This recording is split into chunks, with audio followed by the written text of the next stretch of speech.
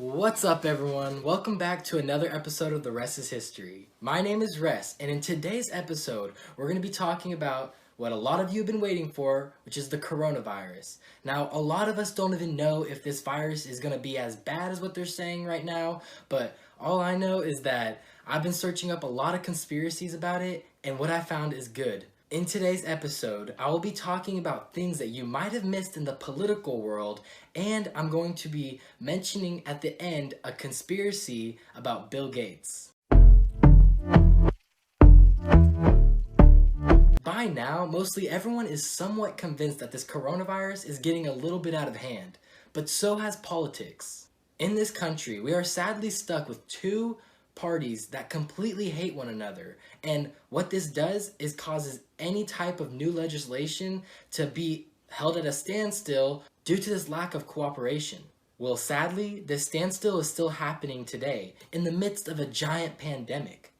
You would think that our government would unite together and fight this virus together like Trump said, but no, the opposite is happening. The witch hunt that the Democrats have had on Donald Trump since the moment he stepped in office is still happening today.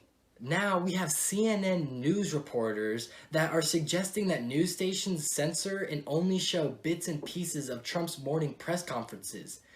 Yes, Trump can be very extra at times, but can you blame him for not liking the people that constantly negatively scrutinize his every move? And those morning press conferences not only contain very important people that know what they're talking about, but it contains doctors that are telling us about what we should be doing in the midst of this virus. This wonderful woman named Hillary Clinton that would have been in office if Trump hadn't won, she tweeted the other day saying, "He did promise America first." This is a great example about how Democrats are constantly throwing punches at Donald Trump. Sadly, America is being hit the worst right now, and my heart goes out to anyone battling this terrible disease. Now, I don't know if it's just me, but the government has been acting very suspicious lately. And in this episode, I'll explain to you why, in the time of crisis like this, our amazing government is either planning something very cruel in the future, or they just don't care about any of the US citizens.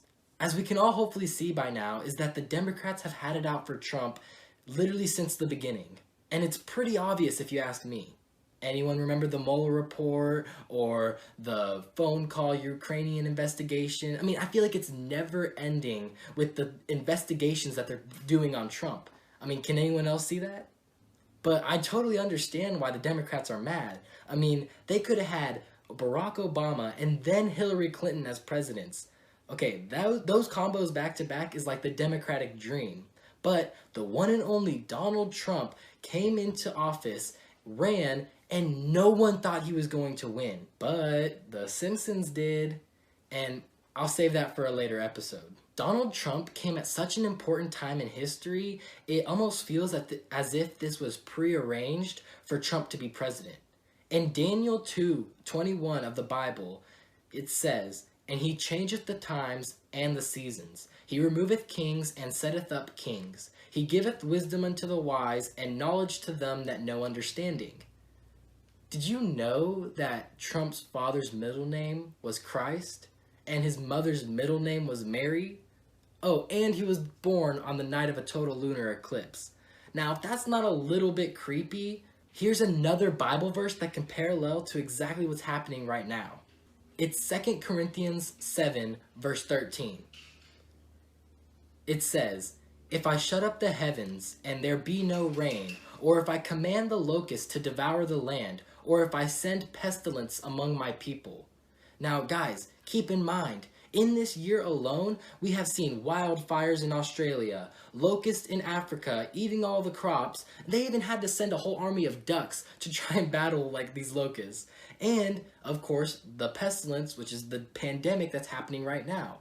So obviously 2020 is a very important year, and may I add that this is an election year.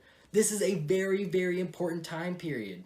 Now, as a follower of Christ, this signals to me that this is a very important time and that we should remember the person who gave us life on this earth. in the first place, which is Jesus Christ. Now, the Bible isn't the only thing that might have known this virus was going to happen this year. The government might have known exactly what they were getting themselves into before this virus even broke out, and they would obtain this information from a very wealthy man named Bill Gates.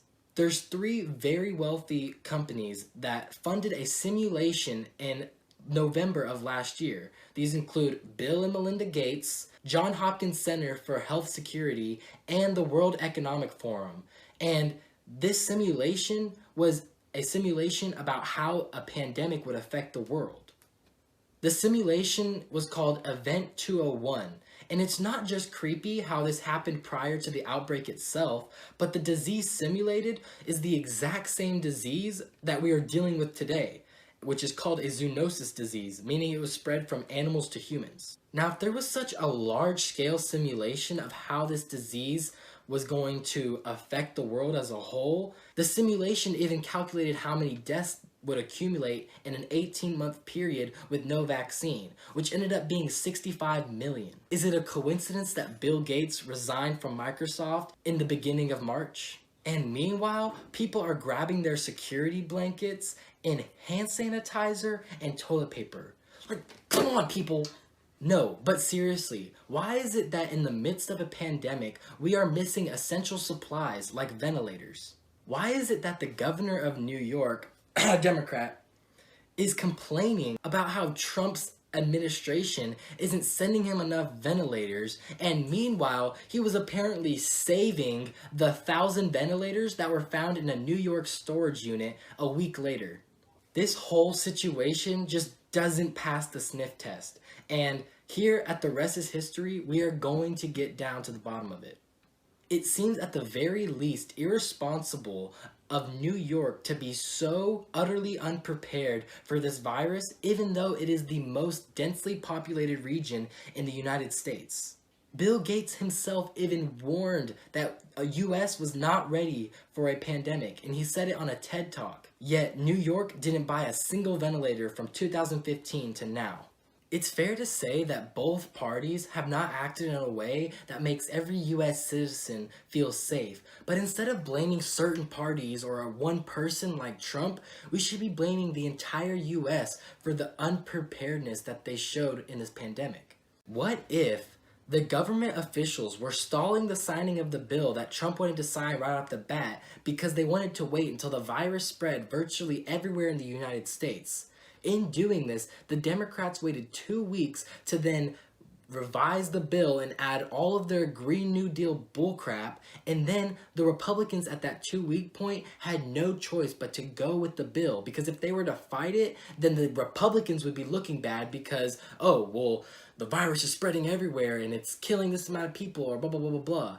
They would have made it and turned it on the Republicans. Meanwhile, the Democrats were the ones stalling the bill. The Democrats basically used the waiting game to just pass all their little legislation that they wanted.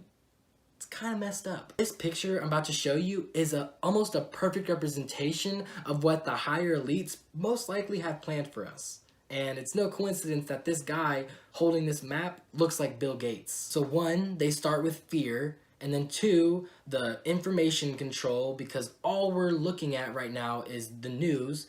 And then 3, the shutdown and social distancing, check. 4, blame Trump, check. 5, martial law and checkpoints, which is most likely going to happen very soon. And then the 6th step, which is the scariest one, is the mandatory vaccine. The worst part about this vaccination process is that this might yet again fulfill Bible prophecy. In the book of Revelations, it talks about the mark of the beast, and no one will be able to buy or sell anything without this mark. Well, the infamous Bill Gates is way ahead of this, just like he was with the pandemic. He's created what he calls quantum dot tattoos, and it's basically going to be a microchip that signals if someone has been vaccinated or not. These quantum dot tattoos will most likely be rolled out with another Bill Gates undertaking called ID 2020, which is a digital identity. These digital certificates that Gates is working on is terrifying because it can easily happen soon. Now, Christians all over the world are protesting the implementation of digital chips because they know what the scripture implies. The more fear that this virus implements in us, the more that American people are willing to rely on people like Bill Gates that have all this money to come up with plans like ID 2020 to keep us safe. And this whole socialistic ideology of free medical health care, well, wouldn't they just easily say, oh, well, here, everyone gets a chip. Everyone gets a chip in their neck, which will tell us how your vitals are looking, or something like that. But don't y'all see what I'm trying to say? Now, the more we rely on these technological advancements, the more we inch closer to fulfilling Bible prophecy. With all the crazy things happening in the world right now, I encourage everyone out there to seek a relationship with God and use this time of quarantine to spend time with the people that love you the most, your family. Don't forget to subscribe for part 2. And always remember, the rest is history.